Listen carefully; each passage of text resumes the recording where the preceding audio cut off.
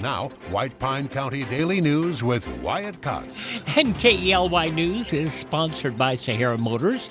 The Kawasaki KX450 built out of the box with everything you need to dominate the track.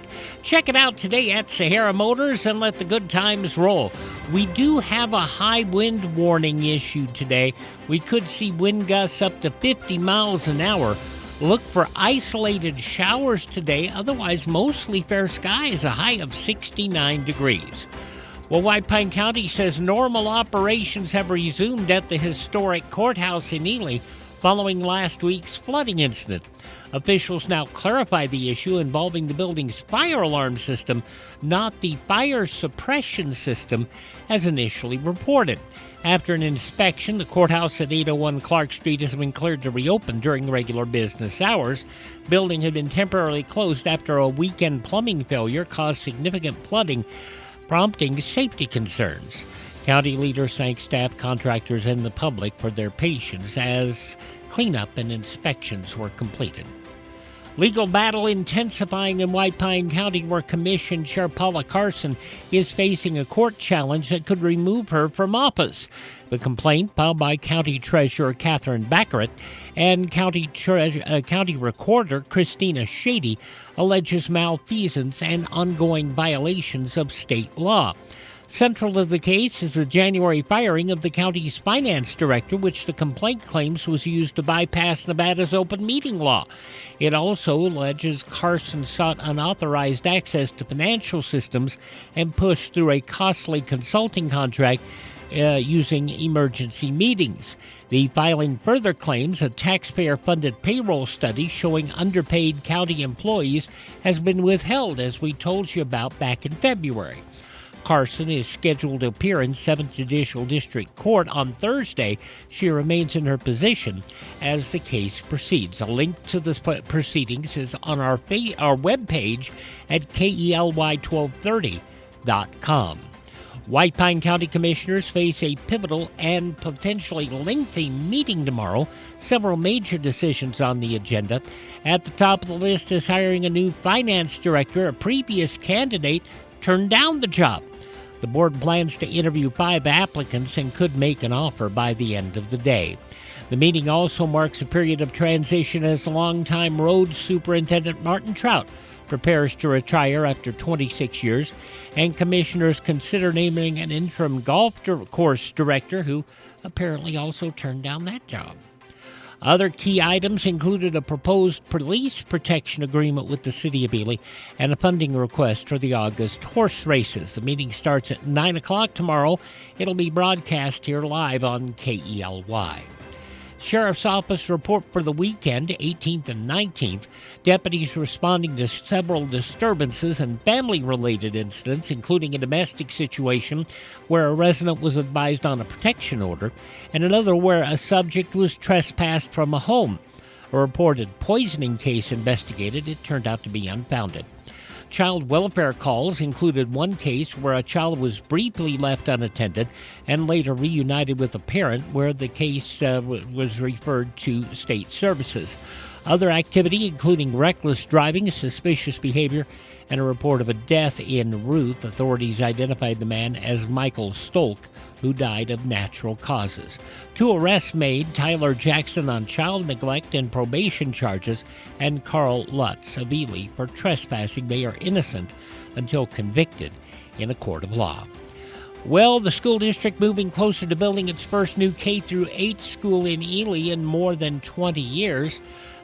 More than 100 years, more than 20 years. State officials have approved a $98 million grant to help fund the project, which will replace aging facilities at David E. Norman Elementary and White Pine Middle School, both more than a century old and facing issues like asbestos, mold, and high maintenance costs.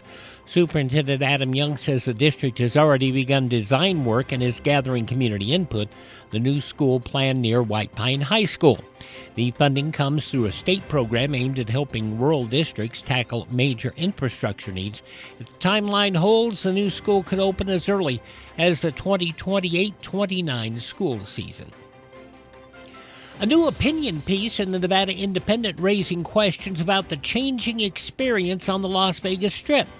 arguing the city's business model has shifted away from value and towards spectacle. Example highlighted in the article is the beef case at Fontainebleau, Las Vegas. $1,000 steak served with an elaborate presentation. The writer says customers understand they're paying for the show, not just the food. Broader argument is that modern Las Vegas no longer offers the same transparency.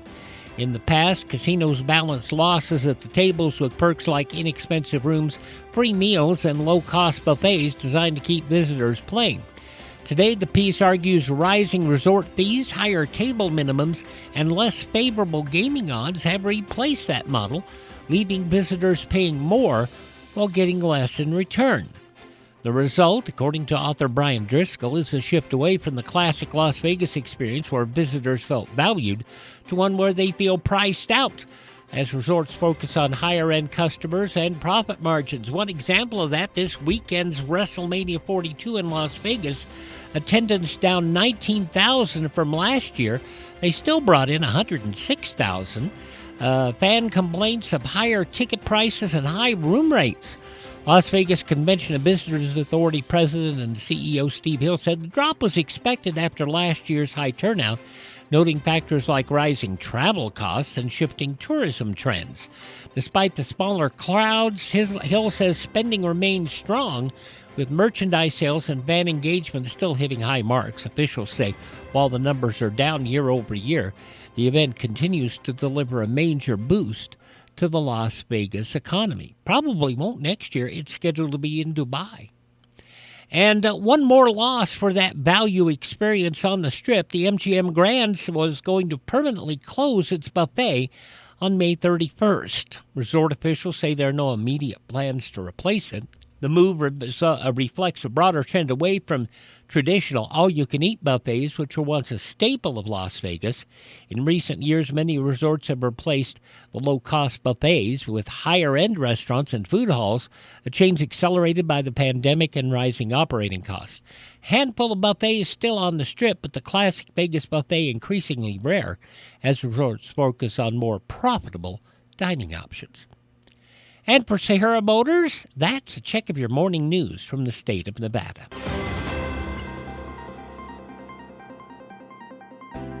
You see lots of commercials on television telling you to drive a little and save a lot. Dealers wanting you to drive to Salt Lake, Elko, Reno, and even Las Vegas. But ask them one question. What happens if there's a problem? Do you have to drive 3, 4, or even 6 hours to get service? Here at Sahara Motors in Ely, we service everything we sell right here in White Pine County. Shop here first, get our best deal, and you get that best deal by telling Shauna that Wyatt sent you by.